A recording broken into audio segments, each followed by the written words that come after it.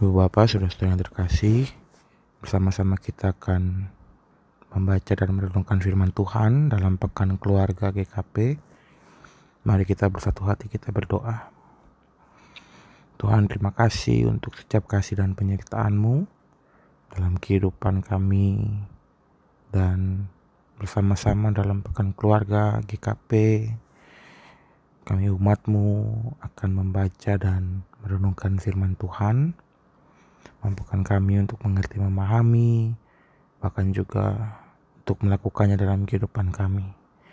Ini doa kami Tuhan, permohonan kami yang kami naikkan hanya dalam nama Tuhan kami Yesus Kristus.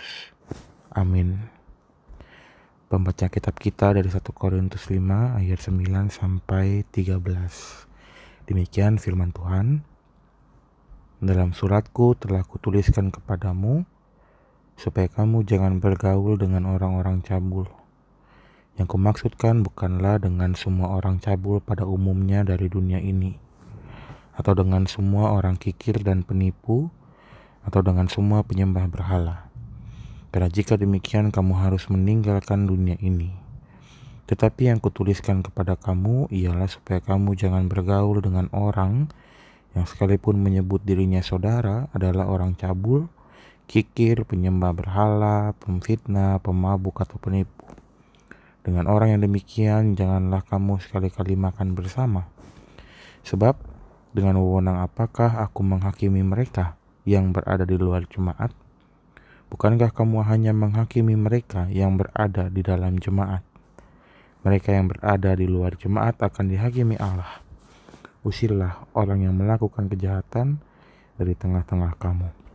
Demikianlah pembacaan kitab kita. Yang berbahagia setiap kita mendengarkan firman Tuhan dan memeliharanya dalam kehidupan kita sehari-hari. Ibu Bapak, saudara-saudara yang terkasih, tema kita pada hari ini tetap bersikap bijaksana dalam pergaulan. Ibu Bapak, saudara-saudara yang terkasih, tentu kita memahami bahwa lingkungan di mana kita ada dan bertumbuh itu menjadi penting dan besar dampaknya bagi perkembangan hidup kita.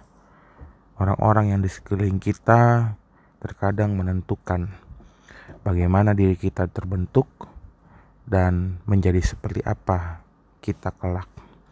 Sebab banyak orang dengan setiap pergaulannya cenderung terpengaruh dan mempengaruhi. Sehingga tema kita hari ini mau membawa kita untuk benar-benar bijak dalam melihat lingkungan di mana kita bertumbuh dan juga melihat bahkan orang-orang yang hadir di sekitar kita. Rasul Paulus dalam pembacaan kitab kita mengingatkan kepada jemaat di Korintus bahwa ia mesti menasihati jemaat-jemaat di Korintus supaya sadar akan orang-orang yang hadir di sekeliling mereka.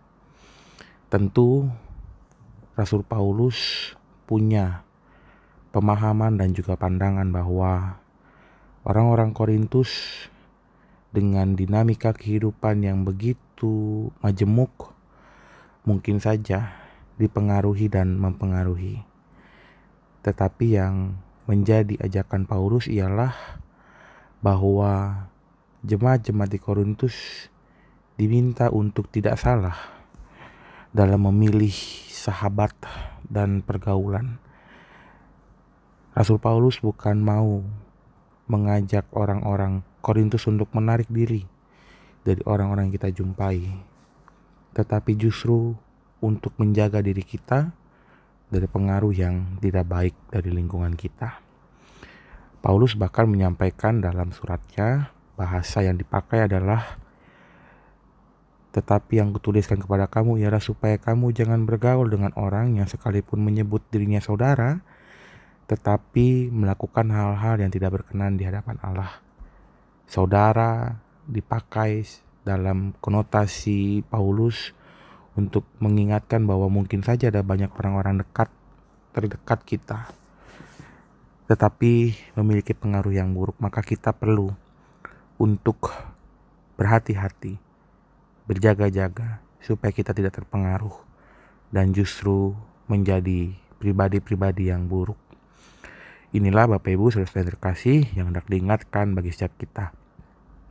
Kita menyadari bahwa sikap-sikap yang buruk ketika kita terpengaruh itu akan terbawa dalam kehidupan keluarga kita, baik dengan pasangan, baik dalam relasi antara orang tua dengan anak. Pasti pergaulan-pergaulan di tengah-tengah kehidupan kita membawa pengaruh ke dalam kehidupan keluarga. Maka kita diminta untuk bijak dalam memilah dan memilih rekan-rekan pergaulan-pergaulan yang berkenan, sehingga kita tetap menjadi pribadi yang selalu berjalan seturut dengan kehendak Tuhan. Tentu tidak mudah untuk memilah dan memilih siapa yang akan dekat atau menjadi sahabat bahkan saudara kita.